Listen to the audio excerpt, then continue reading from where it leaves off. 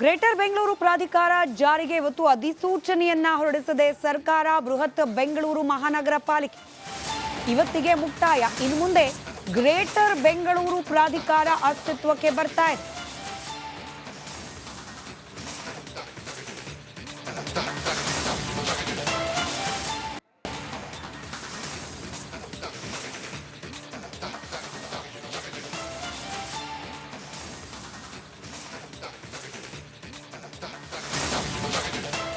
ಬೃಹತ್ ಬೆಂಗಳೂರು ಮಹಾನಗರ ಪಾಲಿಕೆಗೂ ಹಾಗೆ ಗ್ರೇಟರ್ ಬೆಂಗಳೂರಿಗೂ ಏನೆಲ್ಲ ವ್ಯತ್ಯಾಸಗಳು ಇರಲಿದೆ ಅದರ ಡೀಟೇಲ್ಸ್ ಅನ್ನ ಕೂಡ ನಿಮ್ಮ ಮುಂದೆ ತರ್ತಾ ಹೋಗ್ತೇವೆ.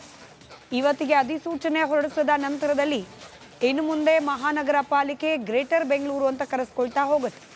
ಗ್ರೇಟರ್ ಬೆಂಗಳೂರು ಪ್ರಾಧಿಕಾರಕ್ಕೆ ಮುಖ್ಯಮಂತ್ರಿಗಳೇ ಅಧ್ಯಕ್ಷರಾಗ್ತಾರೆ. ಬೆಂಗಳೂರು ಅಭಿವೃದ್ಧಿ ಸಚಿವರೇ ಪ್ರಾಧಿಕಾರದ ಉಪಾಧ್ಯಕ್ಷರು. ಸಿದ್ದರಾಮಯ್ಯನವರು ಅಧ್ಯಕ್ಷರಾದರೆ ಡಿ.ಕೆ. ಶಿವಕುಮಾರ್ ಉಪಾಧ್ಯಕ್ಷರಾಗ್ತಾರೆ. ಮತ್ತೊಂದು ಕಡೆ ತಲಾ 125 ವಾರ್ಡ್ಗಳನ್ನು ಒಳಗೊಂಡಂತೆ 3 ಪ್ರತ್ಯೇಕ ನಗರ ಪಾಲಿಕೆಗಳನ್ನು ರಚನೆ ಮಾಡಲಾಗುತ್ತೆ. ಇನ್ನು ಪಾಲಿಕೆಗೂ ಗ್ರೇಟರ್ ಬೆಂಗಳೂರು ಪ್ರದೇಶದ ಗಡಿ ನಿಗದಿ ಮಾಡುತ್ತೆ. ಎಲೆಕ್ಟ್ರಾನಿಕ್ ಸಿಟಿ, ಅತ್ತಿಬೆಲೆ, ಜಿಗಣಿ ಕೈಗಾರಿಕಾ ಪ್ರದೇಶ, ಸರ್ಜಾಪುರ, ಬಗಲೂರು, ರಾಜನಕುಂಟೆ, ಹೆಸರುಘಟ್ಟ, ಬೊಮ್ಮಸಂದ್ರ, ಹಾರೋಹಳ್ಳಿ ಕೂಡ ಇದೀಗ ಗ್ರೇಟರ್ ಬೆಂಗಳೂರು ವ್ಯಾಪ್ತಿಗೆ ಸೇರ್ಕೊಳ್ತಾ ಇದೆ. ಕಟ್ಟಡಗಳ ಗಾತ್ರ, ಎತ್ತರ, ನಿಯಮಗಳು ಬದಲಾಗುತ್ತೆ ಇನ್ನು ಮುಂದೆ. ಇನ್ನು ವಸತಿ ಕಟ್ಟಡಗಳಿಗೆ 50% ಸುಂಕ ಕಡಿತ ಆಗೋ ಸಾಧ್ಯತೆ ಇದೆ. ವಾಣಿಜ್ಯ ಕಟ್ಟಡಗಳಿಗೆ 25% ಸುಂಕ ಕಡಿತ ತರುವ ಸಾಧ್ಯತೆ ಇದೆ. 225 ವಾರ್ಡ್ಗಳ ಗ್ರೇಟರ್ ಬೆಂಗಳೂರು ಪ್ರಾಧಿಕಾರ ತಲಾ 150 ವಾರ್ಡ್ಗಳಿಂದ ಪಾಲಿಕೆಗಳ ರಚನೆ ಆಗೋ ಸಾಧ್ಯತೆ ಇದೆ. ಬಿಬಿಎಂಪಿ ವ್ಯಾಪ್ತಿಯನ್ನ ವಿಸ್ತರಣೆ ಮಾಡಿಕೊಳ್ಳಿಕ್ಕೆ ಅವಕಾಶ ಇರುತ್ತೆ. ಹಾಲಿ 709 ಚದರ ಕಿಲೋಮೀಟರ್ನಿಂದ 1000 ಚದರ ಕಿಲೋಮೀಟರ್ ವ್ಯಾಪ್ತಿಗೆ ವಿಸ್ತರಣೆ ಆಗುತ್ತೆ. ಗ್ರೇಟರ್ ಬೆಂಗಳೂರು ಪ್ರಾಧಿಕಾರದ ಅಡಿಯಲ್ಲಿ 3 ಅಥವಾ 5 ಪಾಲಿಕೆ ರಚನೆಗೆ ಅವಕಾಶ. ಇಂದಿನಿಂದ 150 ದಿನಗಳ ಒಳಗೆ ಮುಖ್ಯಮಂತ್ರಿಗಳ ಅಧ್ಯಕ್ಷತೆಯಲ್ಲಿ ಗ್ರೇಟರ್ ಬೆಂಗಳೂರು ಪ್ರಾಧಿಕಾರ ಜಿಬಿಎ, ಬಿಬಿಎಂಪಿ ಬದಲಿಗೆ ಜಿಬಿಎ ರಚನೆಯಾಗುತ್ತೆ. ನಾಳೆಯಿಂದ ಗ್ರೇಟರ್ ಬೆಂಗಳೂರು ಪ್ರಾಧಿಕಾರ ಜಾರಿಗೆ ಬರಲಿದೆ. ಮತ್ತಷ್ಟು ಡೀಟೇಲ್ಸ್ನೊಂದಿಗೆ ನಮ್ಮ ಪ್ರತಿನಿಧಿ ಮುತ್ತುರಾಜ್ ನೇರ ಸಂಪರ್ಕದಲ್ಲಿದ್ದಾರೆ. ಮುತ್ತುರಾಜ್, ಬಿಬಿಎಂಪಿ ಇದೀಗ ಗ್ರೇಟರ್ ಬೆಂಗಳೂರು ಆಗಿ ಬದಲಾಗ್ತಾ ಇರೋದು, ಸಾಕಷ್ಟು ಬದಲಾವಣೆಗಳು, ಆದರೆ ಜನಸಾಮಾನ್ಯರಿಗೆ ಅದರಲ್ಲೂ ಪ್ರಮುಖವಾಗಿ ಬೆಂಗಳೂರಿನ ನಿವಾಸಿಗಳಿಗೆ ಇದರಿಂದ ಆಗೋ ಪರಿಣಾಮ?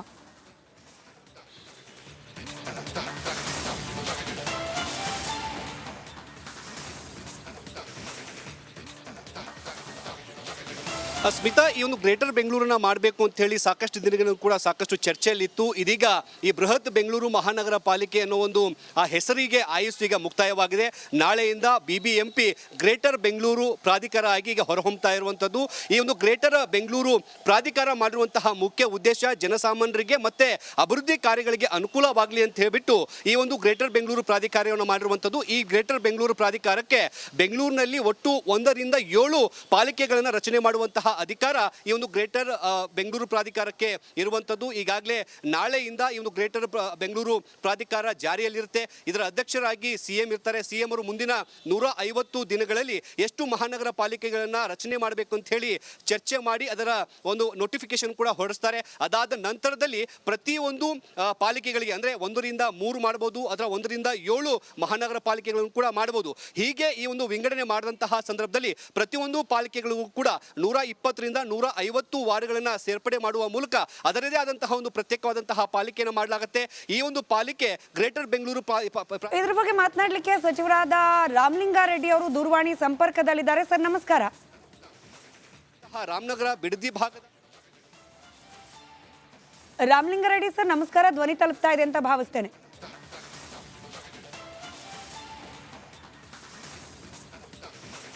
ಸಂಪರ್ಕ ಸಾಧ್ಯವಾಗಿಲ್ಲ. ಮತ್ತೊಮ್ಮೆ ಸಚಿವರನ್ನ ಸಂಪರ್ಕಕ್ಕೆ ತೆಗೆದುಕೊಳ್ಳುವ ಪ್ರಯತ್ನ.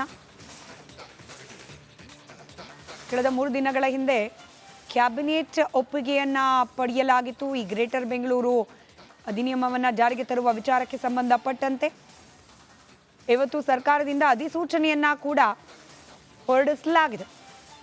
ನಾಳೆಯಿಂದಲೇ ಬಿಬಿಎಂಪಿ ಬದಲಿಗೆ ಗ್ರೇಟರ್ ಬೆಂಗಳೂರು ಪ್ರಾಧಿಕಾರ ಅಸ್ತಿತ್ವಕ್ಕೆ ಬರಲಿದೆ. ಡೀಟೇಲ್ಸ್ನೊಂದಿಗೆ ನಮ್ಮ ಪ್ರತಿನಿಧಿ ಮುತ್ತುರಾಜ್ ಒಂದಷ್ಟು ವಿವರಣೆಯನ್ನು ನೀಡ್ತಾ ಇದ್ರು. ಈಗ ಸಚಿವರಾದ ರಾಮಲಿಂಗಾರೆಡ್ಡಿ ಅವರೇ ನಮ್ಮ ಜೊತೆ ದೂರವಾಣಿ ಸಂಪರ್ಕದಲ್ಲಿದ್ದಾರೆ. ಸರ್ ನಮಸ್ಕಾರ. ನಮಸ್ಕಾರ. ನಮ್ಮ ಬಿಬಿಎಂಪಿ ಇನ್ನು ಮುಂದೆ ಗ್ರೇಟರ್ ಬೆಂಗಳೂರು ಪ್ರಾಧಿಕಾರ, ಆದ್ರೆ ವಿರೋಧ ಪಕ್ಷಗಳೊಂದಷ್ಟು ಅಸಮಾಧಾನಗಳಿತ್ತು, ಈಗೆಲ್ಲವೂ ಸರಿ ಹೋಯ್ತಾ ಅಂತ ಹೇಳಿ? ಈಗ ಗ್ರೇಟರ್ ಬೆಂಗಳೂರು ಮಾಡಬೇಕು ಅಂತೇಳಿ ವಿಧಾನಸಭೆಯಲ್ಲಿ ಸರ್ವ ಸದಸ್ಯರ ಸಮಿತಿಯನ್ನ ಮಾಡಿ ವಿಧಾನ ಪರಿಷತ್ನವ್ರನ್ನು ಸೇರಿಸಿ ನಮ್ಮ ರಿಜ್ವಾನ್ ಅರ್ಷದ್ ಅವರ ಅಧ್ಯಕ್ಷತೆಯಲ್ಲಿ ಒಂದು ಸಮಿತಿ ಮಾಡಿ ರಿಪೋರ್ಟ್ ಕೊಟ್ಟರು. ಆ ರಿಪೋರ್ಟ್ ಮೇಲೆ ವಿಧಾನಸಭೆಯಲ್ಲಿ ವಿಧಾನ ಪರಿಷತ್ತಲ್ಲಿ ಚರ್ಚೆ ಆಗಿ ಪಾಸ್ ಆಗಿತ್ತು. ಮತ್ತೆ ಇವರು ಗವರ್ನರ್ ಅವರು ಕೂಡ ಈಗ ಸಹಿ ಹಾಕಿರೋದ್ರಿಂದ ಈಗೇನಾಗುತ್ತೆ, ನಾಳೆಯಿಂದ ಅಸ್ತಿತ್ವಕ್ಕೆ ಬರುತ್ತಮ್ಮ. ಇದೆ ನಾನು ಈ ಕಾರ್ಪೊರೇಟರ್ ಆಗಿದೆ 2083ರಲ್ಲಿ. ಆಗ ಬೆಂಗಳೂರಿನ ಜನಸಂಖ್ಯೆ ಕೇವಲ 20 ಲಕ್ಷಕ್ಕಿಂತಲೂ ಹತ್ತತ್ರ ಅಷ್ಟೇ ಇದ್ದಿದ್ದು, 20 ಲಕ್ಷ ಇತ್ತು. ಈಗೇನಾಗಿದೆ 1,40,00,000 ಆಗಿದೆ. ಮತ್ತೆ ಬೆಂಗಳೂರು ಬಿಟ್ಟು ಇನ್ನೂ ಆಚೆಗೆ ನೀವು ಬೆಂಗಳೂರಿಗೆ ಒಂದು 14-15 ರಸ್ತೆಗಳು ಬೆಂಗಳೂರಿಗೆ ಸೇರುತ್ತೆ ಅಥವಾ ಬೆಂಗಳೂರಿಂದ ಆಚೆ ನಗರಗಳಿಗೆ ಹೋಗುತ್ತೆ. 25-30 ಕಿಲೋಮೀಟರ್ ಅಷ್ಟು ಉದ್ದಕ್ಕೂ ಕೂಡ ನಾವೆಲ್ಲಿ ನೋಡಿದ್ರು ಕೂಡ ಅಪಾರ್ಟ್ಮೆಂಟ್ಸು, ವಿಲ್ಲಾಸು, ಸೈಟ್ಗಳು ಎಲ್ಲ ಆಗ್ತಾ ಇದೆ. ಅಂದ್ರೆ ಬೆಂಗಳೂರು ಇನ್ನೂ ಬೆಳೆಯುತ್ತೆ ಅಂತ ಅರ್ಥದಲ್ಲಿ ಇದನ್ನ ನಾನು ಹೇಳ್ತಾ ಇದ್ದೀನಿ. ಮತ್ತೆ ಇದಕ್ಕೆ ತಕ್ಕನಾಗಿ ಅಡ್ಮಿನಿಸ್ಟ್ರೇಷನ್ ಮಾಡಬೇಕಾಗಿದ್ರೆ ಇಷ್ಟು ದೊಡ್ಡ ವಿಶಾಲವಾಗಿರ್ತಕ್ಕಂಥ ಮಹಾನಗರ ಪಾಲಿಕೆ 1,40,00,000 ಇರ್ತಕ್ಕಂಥ ಜನಸಂಖ್ಯೆಗೆ ಅಡ್ಮಿನಿಸ್ಟ್ರೇಷನ್ ದೃಷ್ಟಿಯಿಂದ ಒಂದು 2-3 ಮಾಡಿದ್ರೆ ಒಳ್ಳೇದು ಅಂತ ನನ್ನ ಅಭಿಪ್ರಾಯ. ಬಟ್ ಬಹಳ ಪ್ರಮುಖವಾಗಿ ವಿರೋಧ ಇದ್ದದ್ದು ಇದು ಮತ್ತೆ ರಾಜ್ಯ ಸರ್ಕಾರದ ಅಧೀನಕ್ಕೆ ಹೋಗ್ಬಿಡುತ್ತೆ, ಲೋಕಲ್ ಬಾಡಿಗಳ ಸ್ವತಂತ್ರ ಆಡಳಿತಕ್ಕೆ ಇದು ಒಂದ್ ರೀತಿ ಅಡ್ಡಿ ಬರುತ್ತೆ. ಲೋಕಲ್ ಬಾಡಿ ಅಧೀನಕ್ಕೆ ಬರೋವಾಗಿದ್ರೆ ಗವರ್ನರ್ ಅವರು ಯಾಕೆ ಸಹಿ ಆಗ್ತಿದ್ರು? ಸಹಿ ಆಗ್ತಿರ್ಲಿಲ್ಲ. ಎಲ್ಲೂ ಕೂಡ ಯಾವುದೇ ಅಚಾತುರ್ಯ ಆಗ್ಬಾರ್ದು, ಮತ್ತೆ ಕೋರ್ಟ್ಗೆ ಯಾರನ್ನು ಹೋದ್ರೂ ಕೂಡ ಏನು ತೊಂದರೆ ಆಗ್ಬಾರ್ದು ಅಂತಾನೆ ಬಹಳ ಹುಷಾರಾಗಿ ಮಾಡಿದಾರಮ್ಮ. ಯಾವ ಇದು ಇಲ್ಲ. ಇಲ್ಲಾಂದ್ರೆ ಗವರ್ನರ್ ಸಹಿ ಆಗ್ತಿದ್ರ? ಗವರ್ನರ್ ಸಿಗ್ನೇಚರ್ ಆಗ್ತಾ ಇದ್ರೇನಮ್ಮ? ಇವರೆಲ್ಲ ಹೋಗಿ ವಿಪಕ್ಷದವರೆಲ್ಲ ಹೋಗಿ ಇದನ್ನ ಮಾಡಬಾರ್ದು ಅಂತ ಹೇಳಿದ್ರು. ಅಶೋಕ್ ಅವ್ರ ನೇತೃತ್ವದಲ್ಲಿ, ನಾರಾಯಣಸ್ವಾಮಿ ಅವ್ರ ನೇತೃತ್ವದಲ್ಲಿ ಗವರ್ನರ್ ಭೇಟಿ ಮಾಡಿ ಅನುಮತಿ ಕೊಡಬಾರ್ದು ಅಂತ ಹೇಳಿದ್ರು. ಆತರ ಕಾನೂನು ವಿರೋಧ ನಾವು ಮಾಡಿದ್ರೆ ಗವರ್ನರ್ ಅವ್ರು ಯಾಕೆ ಅವರು ಇದು ರಿಯಲ್ ಎಸ್ಟೇಟ್ ಚಿಂತನೆಯಿಂದ ರಾಜ್ಯ ಸರ್ಕಾರ ಇಂಥ ಕ್ರಮಕ್ಕೆ ಮುಂದಾಗ್ತಿದೆ ಅನ್ನೋ ಆರೋಪ ಕೂಡ ಇತ್ತು. ಅದರಲ್ಲೂ ಪ್ರಮುಖವಾಗಿ ಡಿ.ಕೆ. ಶಿವಕುಮಾರ್ ಅವ್ರ ಮೇಲೇನೆ ನೇರವಾಗಿ ಆರೋಪ ಮಾಡ್ಲಾಗ್ತಾ ಇತ್ತು. ಏನಂತಮ್ಮ? ಹಲೋ, ಏನಂತ ಆರೋಪ ಮಾಡ್ತಾರೆ? ರಿಯಲ್ ಎಸ್ಟೇಟ್ ಹುನ್ನಾರ ಇದೆಲ್ಲವೂ ಕೂಡ ಅಂತ ಹೇಳಿ, ಭೂಮಾಫಿಯಾಗೋಸ್ಕರ ಇದೆಲ್ಲ ಮಾಡ್ತಿದ್ದಾರೆ ಅಂತ. ಈಗ ಒಂದು ವಿರೋಧ ಪಕ್ಷದವರು ಕೆಲಸನೂ ಮಾಡಲ್ಲ, ಆಮೇಲೆ ಕೆಲಸ ಮಾಡೋರು ನೋಡಿ ಅವರು ಸಹಿಸೋದು ಇಲ್ಲ. ಆಮೇಲೆ ಇವರು 2008ರಲ್ಲಿ ಅಧಿಕಾರಕ್ಕೆ ಬಂದಾಗ ಆಗ ಅಡ್ಮಿನಿಸ್ಟ್ರೇಟರ್ ಹಾಕಿದ್ರು. ಸುಮಾರು 3 ವರ್ಷಗಳ ಕಾಲ ಅವಾಗ ಎಲೆಕ್ಷನ್ ಮಾಡಿರ್ಲಿಲ್ಲ. ಮೊನ್ನೆನೂ ಕೂಡ ಇವರು 2000 ಈ ಅವಧಿ ಮುಗಿದ ಮೇಲೆ ಸುಮಾರು 3 ವರ್ಷ 8 ತಿಂಗಳ ಕಾಲ ಅವರು ಎಲೆಕ್ಷನ್ ಮಾಡಿರಲಿಲ್ಲ. ಅದಾದ್ಮೇಲೆ ನಮ್ದು ಕೂಡ ಕಂಟಿನ್ಯೂ ಆಗಿತ್ತು. ಆಮೇಲೆ ರಿಯಲ್ ಎಸ್ಟೇಟ್ಗೂ ಬೃಹತ್ ಬೆಂಗಳೂರಿಗೂ ಸಂಬಂಧ ಏನಮ್ಮ? ಇದೇನು ವಿಶಾಲ? ಹಾಗಾದ್ರೆ 100 ಹಳ್ಳಿನ ಸೇರ್ಸಿದ್ರಲ್ಲ ಇವರು ಸಮ್ಮಿಶ್ರ ಸರ್ಕಾರ ಇದ್ದಾಗ ಬೆಂಗಳೂರಿಗೆ. ಆಗ ಯಾವ ಉದ್ದೇಶದಿಂದ ಸೇರ್ಸಿದ್ರು? ರಿಯಲ್ ಎಸ್ಟೇಟ್ ಉದ್ದೇಶಕ್ಕೆ ಸೇರ್ಸಿದ್ರ 100 ಹಳ್ಳಿ? ಇವರು 100 ಹಳ್ಳಿ ಸೇರಿಸ್ರೋ ಇಲ್ವೋ? 100 ಹಳ್ಳಿ ಸೇರಿಸಿದಾಗ ಯಾವ ದೃಷ್ಟಿಯಿಂದ ಮಾಡಿದ್ರು ಇವರು? ರಿಯಲ್ ಎಸ್ಟೇಟ್ ಮಾಡಿದ್ರಂತ ವಿರೋಧ ಪಕ್ಷದವರು. ಬೆಂಗಳೂರು ಬೆಳೀತಾ ಇದೆ, ಜನರ ಹಿತದೃಷ್ಟಿಯಿಂದ ಇವತ್ತು ನಾವು ಮಾಡಿದೀವಿ. ಈಗ ಹಿಂದೆ ಎಲ್ಲ ನಮ್ಮ ಕರ್ನಾಟಕದಲ್ಲಿ 19 ಜಿಲ್ಲೆ ಮಾತ್ರ ಇತ್ತು, ಈಗ 31 ಜಿಲ್ಲೆ ಆಗಿಲ್ವಾ? ಅಡ್ಮಿನಿಸ್ಟ್ರೇಷನ್ ದೃಷ್ಟಿಯಿಂದ ಮಾಡಿದೀವಿ. ಈ ನಮ್ಮ ದೇಶದಲ್ಲೂ ಅಷ್ಟೇ, ಸ್ವಾತಂತ್ರ್ಯ ಬಂದಾಗ ಎಷ್ಟು ರಾಜ್ಯಗಳು ಇತ್ತು, ಈಗಲೂ ಅಷ್ಟೇ. ಈಗಲೂ ಬೇಕಾದಷ್ಟು ಹೊಸ ರಾಜ್ಯಗಳೆಲ್ಲ ಆಯ್ತಲ್ಲ ಅಲ್ವಾ? ಇನ್ನು ಕಡೆದಾಗಿ ಸರ್, ಕೆಲ ನಾಗರಿಕ ವೇದಿಕೆಗಳು ಕೂಡ ಇದನ್ನ ಸುಪ್ರೀಂ ಕೋರ್ಟ್ ನಲ್ಲಿ ಚಾಲೆಂಜ್ ಮಾಡ್ತೀವಿ, 74ನೇ ಸಂವಿಧಾನದ ಪರಿಚ್ಛೇದಕ್ಕೆ ವಿರೋಧವಾಗಿದೆ, ಲೋಕಲ್ ಬಾಡಿಗಳ ಪವರ್ಸ್ ಅನ್ನ ಕಿತ್ಕೊಳ್ಳೋ ರೀತಿಯಲ್ಲಿದೆ ಅಂತ ಹೇಳಿ ಕೆಲ ಸುಪ್ರೀಂ ಕೋರ್ಟ್ ಹೋಗೋ ಚಿಂತನೆ ಕೂಡ ಕೆಲ ಈ ನಾಗರಿಕರ ವೇದಿಕೆಗಳು ಮಾಡ್ತಾ ಇದೆ. ಪರ ಮಾಡೋರು ಇದ್ದಾರೆ, ವಿರೋಧ ಮಾಡೋರು ಇದ್ದಾರೆ. ಆದ್ರೆ ನನ್ನ ಅನುಭವದಲ್ಲಿ ನಾನು 83ರಲ್ಲಿ ಕಾರ್ಪೊರೇಟರ್ ಆಗಿತ್ತು, ಆಮೇಲೆ 8 ಸಲ MLA ಆಗಿದ್ದೀನಿ.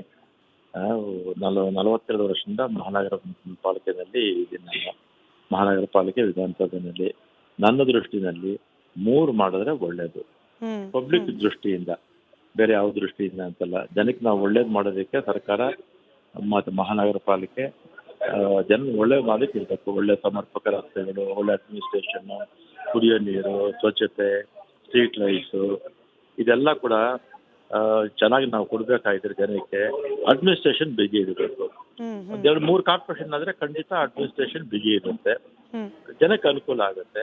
ವಿಪಕ್ಷದವರು ಅವರು ಈ ಇದು ಹಾವು ಮುರಿಬಾರ್ದು ಕೋಲು ಹಾವು ಸಾಯಬಾರ್ದು ಕೋಲು ಮುರಿಬಾರ್ದು ಅಂತಾರಲ್ಲ, ಆ ರೀತಿ ಅವರು ಮಾಡ್ತಾರಮ್ಮ. ಅವ್ರ ಜನಕ್ಕೆ ಕೆಲಸ ಮಾಡಿ ಯಾವತ್ತೂ ಕೂಡ ರೂಢಿ ಇಲ್ಲ, ಬರೀ ಪ್ರಚಾರದಲ್ಲೇ ಮುಂದಷ್ಟೇ. ಅವರು ಜನಕ್ಕೆ ಒಳ್ಳೇದಾಗೋದು ಬೇಕಾಗೂ ಇಲ್ಲ ಅವರಿಗೆ.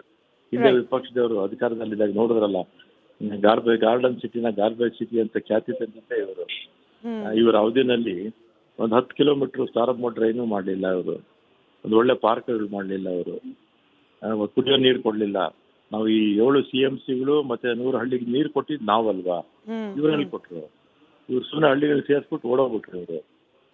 ಅದರಿಂದ ಅವ್ರು ವಿಪಕ್ಷದವ್ರು ಮಾಡ್ತಾರೆ, ಟೀಕೆ ಮಾಡಬೇಕು ಅಂತ ಮಾಡ್ತಾರೆ ಅಷ್ಟೇ, ಅದಕ್ಕೆ ಮನ್ನಣೆ ಕೊಡಬೇಕಾಗಿಲ್ಲಮ್ಮ. ರೈಟ್ ಸರ್, ಧನ್ಯವಾದ ರಿಪಬ್ಲಿಕ್ ಕನ್ನಡದ ಜೊತೆ ಮಾತನಾಡಿದ್ದಕ್ಕೆ.